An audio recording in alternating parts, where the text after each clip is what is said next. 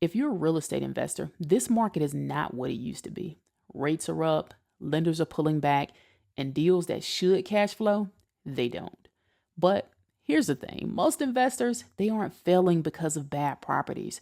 They're failing because their funding deals are like amateurs in a market that only rewards the pros. In this video, I'm breaking down exactly why investors are getting squeezed in 2025 and what the top 1% are doing differently to stay funded, liquid, and in control. If you're serious about scaling your portfolio without running out of capital, hit that subscribe button. I drop real tactical game twice a week. Now, let's get into it because time in this market, it's money, baby. Let's talk about what actually happened.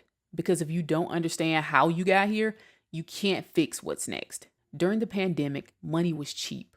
As a matter of fact, it was dirt cheap.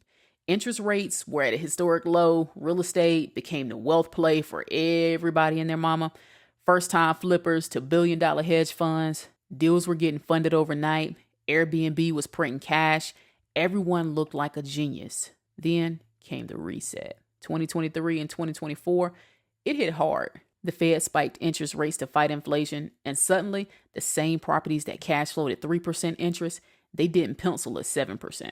DSCR loans started falling apart, hard money got harder, and creative finance became the new buzzword because traditional lending, it stopped. It stopped working. But here's the thing. In 2025 now, this market has evolved yet again. This isn't just about interest rates anymore. We're in a full-blown capital crisis. Cash flow is not the problem. Capital flow is the problem because the deals are still out there. Good deals, as a matter of fact. But what I'm seeing over and over again is that investors, they can't move fast enough to close these deals because they don't have the capital structure in place. They're relying on approvals that don't come in time, using personal credit to float six-figure flips, or they're sitting like this at closing, waiting to see if their DSCR loan is still going to work. Meanwhile, seasoned players, they built funding pipelines months ago. They're literally sitting on 100 and 200K in reusable capital that's ready to deploy when the numbers make sense. This is why some investors are scaling in 2025, while others are sitting on the sidelines suffering. They're watching opportunities pass them by. It's not about hustle, it's about capital, and you've got to control yours. I'm going to give you the 3 silent killers. Number 1, banks aren't lending to small investors like they used to. Basel compliance has lenders pulling back real estate portfolios they're de-risking. And that means no new loans unless you're squeaky clean. Number 2, DSCR loans, they aren't working as well as they used to anymore. Rental income isn't covering 1.2x debt service like it used to, especially in multifamily. And that's killing deals before they even close. Number 3, most investors, they don't have business equity set up to access funding. They're applying for capital like consumers, not CEOs. Banks fund businesses, not people. So if you don't have your structure right, you're already out of the game. Eviction timelines are shorter. Short-term rental restrictions are growing. Local governments are turning pro-tenant in the Sunbelt markets. Cities are cracking down on Airbnbs, especially those without permits, or with the nuisance report. The rules of the game are changing. And if your funding isn't flexible, you can't pivot fast enough to stay profitable. Let me put you on game though, because this right here, this is the part that nobody's talking about. The reason why most real estate investors are stuck isn't because of the market shifted. It's because they never had a real funding system in place. And that's from the very beginning. They're raising money deal by deal every single time. They're chasing lenders, calling in favors, hoping it works out. That's not a business model. That's financial roulette. You need a capital stack, which is funding that's already in place, already approved, and can be reused over and over again. That's what real investors have built. The pros, they aren't out here reapplying. They're reallocating. And let's talk about structure. Too many of y'all are still applying for capital using your personal credit.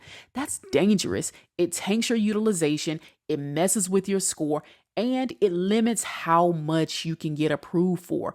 Personal credit is always going to be less than business credit. But when you're set up properly, you have your LLC, business credit, real relationships with real lenders. Now you've got leverage in the game. Now you're playing to scale. So here's the truth. You can't be out here hunting for gas at 90 miles of a 100-mile road trip. That's what most investors are doing. They're waiting until they're already mid-deal, already stressed, already behind. You need fuel in the tank before the engine knocks off. That's the quiet crisis. But bad deals, not high rates. It's not a lack of preparation in this market. This is going to take you faster than anything else. Have your capital stack. So now that we've unpacked the problem, let's talk about what smart investors are doing differently, especially right now. Why they're still scaling, even when others are stuck. First, they're structured properly. I'm talking about the basics, the same things we always talk about: LLC, EIN, bank account, a real address, tier vendor credit reporting. Everything has a bureau. If you're not doing business as a business, lenders don't treat you like one. Structure unlocks trust. Trust unlocks capital. Second, build a funding runway before there's ever a deal. Make sure that you have $250,000 in revolving capital. This means nothing passes you by.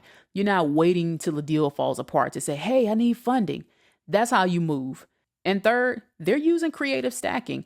That means combining business credit, lines of credit, private lenders, and bridge loans to create a flexible war chest.